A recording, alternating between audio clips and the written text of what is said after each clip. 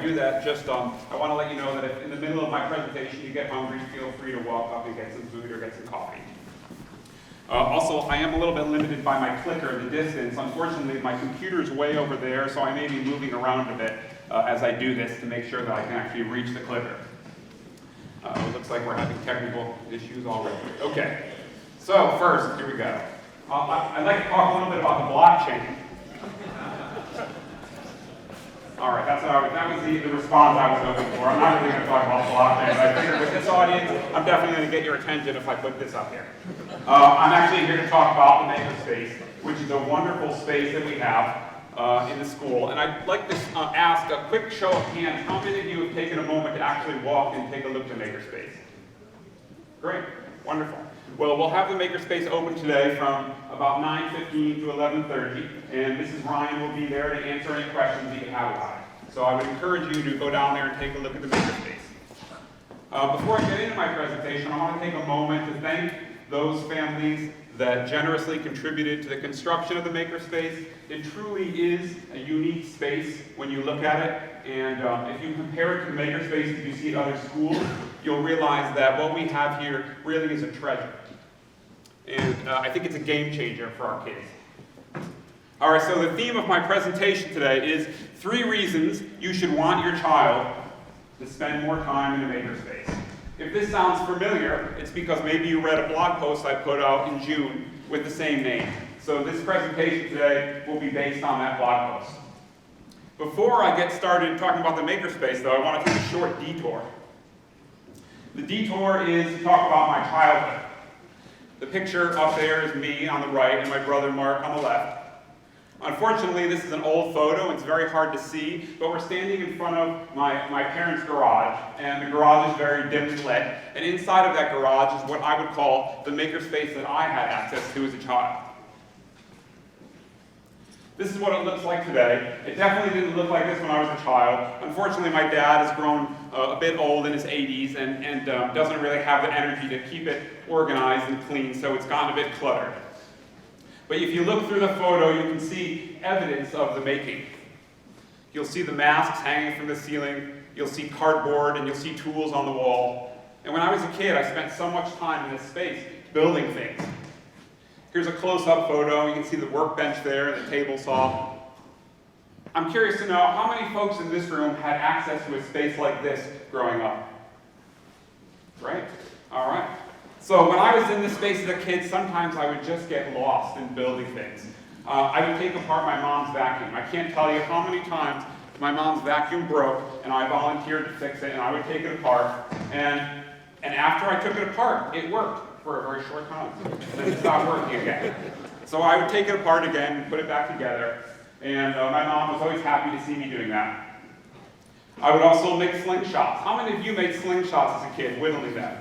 Great, yeah, so you can relate to this. I had a lot of fun making slingshots. It was a little bit dangerous though, because my friends and I would go in the woods and shoot acorns at each other with slingshots, which I can't recommend, doing. But I also made a go-kart. My neighbor specialized in making go-karts, and so he gave me a frame and he gave me all the parts. And when I was a kid, I worked with my neighbor in my garage to build a little go-kart. I loved it, my neighbors didn't. And my neighbors used to call my parents all the time to complain about the noise and to complain about how dangerous it was as I would race up and down the street. But it was such a great experience seeing a 2-stroke engine being taken apart and put back together. Oh, too far. This is some stained glass. I used to do stained glass. My dad did as well, and so that's really what taught me how to solder, was working with stained glass. Those are actually examples of stained glass in my family's garage. I didn't do those, my dad did those. I should mention that my dad was an art teacher for 30 years at Danbury High School. So that also is the reason why there was such a wealth of resources in our garage. And then here are some masks that I made in junior high school for Halloween. So you can see there was a lot of different things I did in this space, a lot of different materials that I played with. And the reason I'm sharing all these examples with you is because I'm trying to build a case for why... I'm being blocked here, sorry. Oh, got it? Okay. I wanted to explain why today,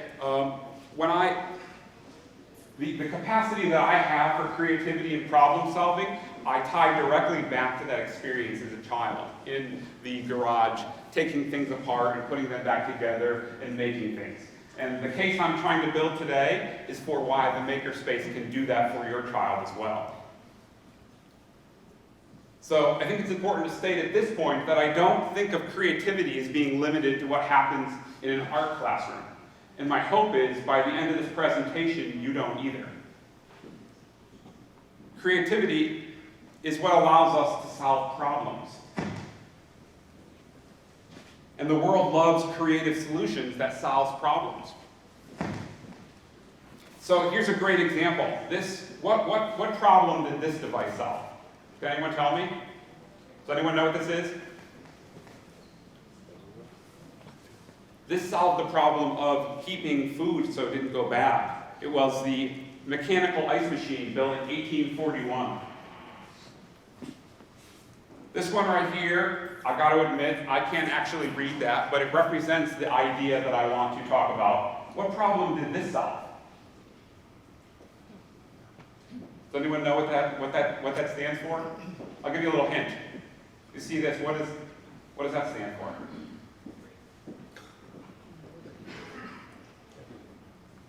I hear some people whispering. All right, this was a tough one. So this is a genius idea that solved the problem of making cars more fuel efficient. It's regenerative braking.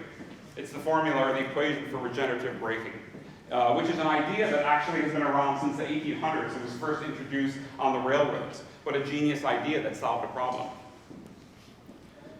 This right here, this one is another genius idea. This is I tried to give, just to let you know, when I came up with these examples, I was trying to think of a few examples in the physical world, and a few examples in the virtual world, and then some ideas as well. This one is a good example from the virtual world. And this is a genius example because it actually allows other people who have genius ideas to go to market with their ideas. Essentially, it is democratizing the venture capital process. Have any of you used Kickstarter or supported people on Kickstarter? Yeah? Great. The last idea I'll share with you is this one right here. This is the example that's an idea, not necessarily a physical object or a technology. Can anyone read that?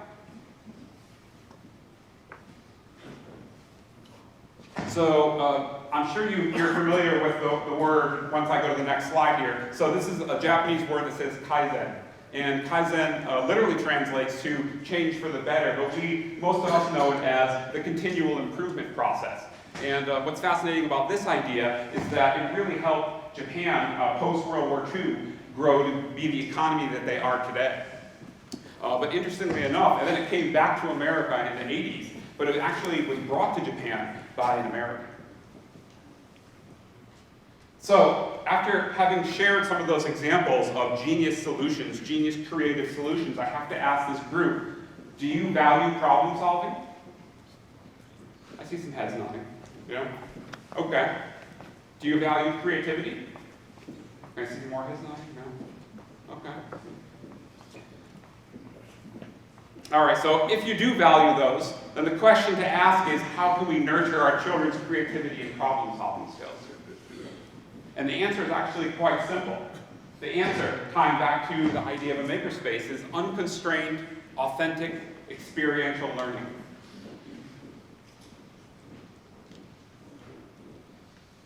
And the makerspace is a perfect place to make that happen.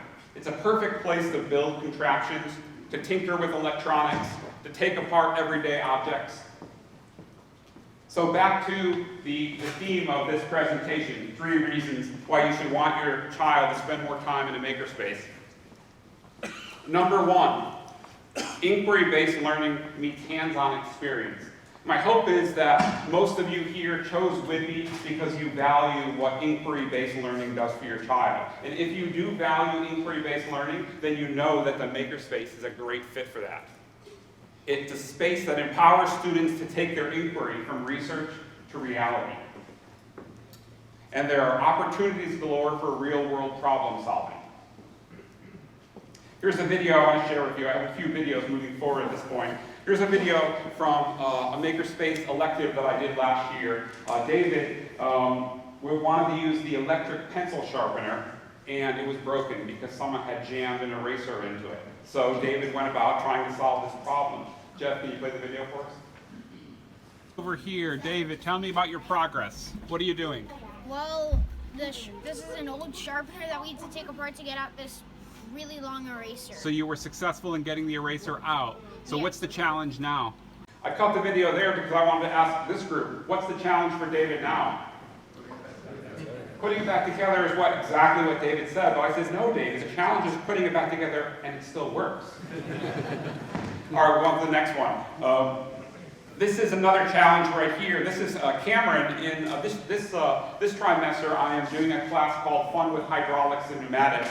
And Cameron in my class wanted to drill holes into a paint stir. But as you know, paint stirrers are really thin, and they wouldn't fit into the vise well. So we thought, how can we have her learn to drill without ruining the surfaces of the tables in there? So we came up with this genius idea of taping the paint stir onto a big piece of styrofoam. Jeff, you want to play that for us? And move forward to the next slide, Jeff. So number 2, real-world collaboration skills. So students learn to share tools, materials, and ideas in the Makerspace, and when the stars align, they inspire each other to build bigger and better and greater things. Here's an example from a class I taught last year. It was a Rube Goldberg machine class, and this was towards the end of the school year, and the challenge I had given them on this day was, I wanted all of them to build their own machine, and they all had to end by something falling into a can in the center of a table. And that really, really required some collaboration because they were knocking each other's stuff over all the time. And this is the last few seconds before they had to leave. Jeff, you want to play the video for us? 3, 2, 1, go!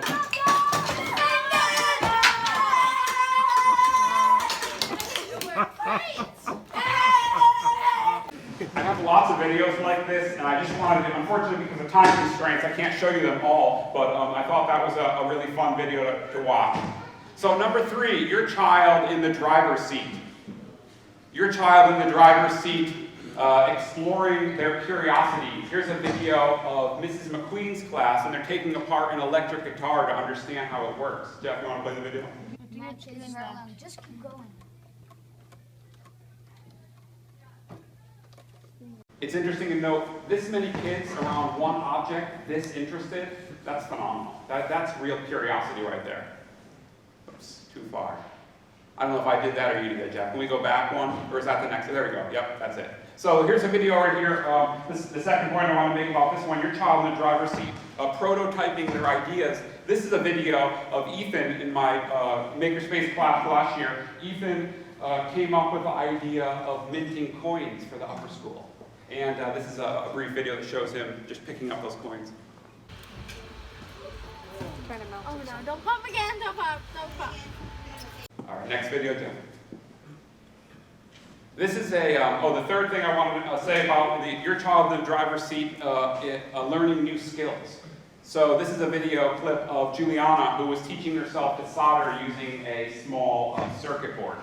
No. Don't let it get cool. And I've got one more video here of your child in the driver's seat learning new skills. This is from the hydraulics and pneumatics class. This is an example of one of my students, Ollie and Lolo. They were learning to use hydraulics to control movement. You want to play this video, Jen? Yeah. Really cool stuff. All right, so to summarize, number 1, 3 reasons you should want your child in a makerspace. Number 1, inquiry-based learning meets hands-on experience. Number 2, real-world collaboration skills. And number 3, your child in the driver's seat, exploring their curiosities, prototyping their ideas, and learning new skills. I came up with an equation for success in the 21st century. I want to share this equation with you. Profession plus C squared equals rock star, where C equals capacity for creative problem solving and collaboration skills. I showed this to Annette Iverson, our upper school math teacher, yesterday. She said, well, why is it additive and not multiplicative? So you tell me, does anyone want to justify which one it should be? Okay, moving on, back to the blockchain. So I said earlier I was going to talk about the blockchain, and then I said, well, it's just a joke, I wanted to get your attention. But actually, if you think about it, it's not really a joke, because the blockchain is just another example of a genius idea. Such a genius idea that now people are realizing that it can be used in so many other areas other than cryptocurrency. And you'll see people talking about using it with medical records, copyrights, equities, gone unlock codes. That one's not working. Car keys, online voting. I looked at a website the other day that had this long list of all the potential uses of the blockchain. And I thought, well, this is really a great example of a genius idea that was based on an idea that's been around for a long time, the general ledger. All right, I want to close by just sharing one last thought with you. A few weeks ago, I read an article in Wired magazine. I'm curious to know, in this audience right here, how many people in here read Wired magazine regularly? Okay, so this was a great article in Wired magazine called Meet the New Nerds. These college-age hackers will soon shape our future. And what I liked about reading this article, this is the group that the article was focused on. One of these folks, one of the students in this group had won some award.